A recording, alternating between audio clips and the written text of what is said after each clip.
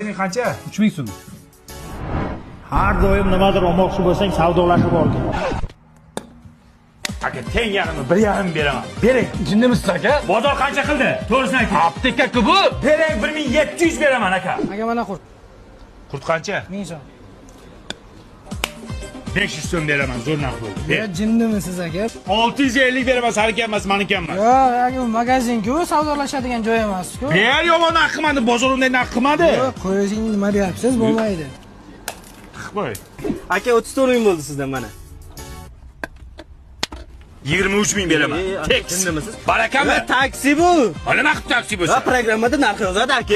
Ana 25 ming beraman. Aka programmada 34 ming ko'rsatdi. Alloh qilma. Bozor qancha qilyapti? Qanchadan olib kelyapsiz odamlar? Ber barakami? Aqay bo'ldi. Pashon bormay qol bo'lmasa. Akajon, eng bazar do'konimizda futbolkalar ataka 88 ming so'mdan.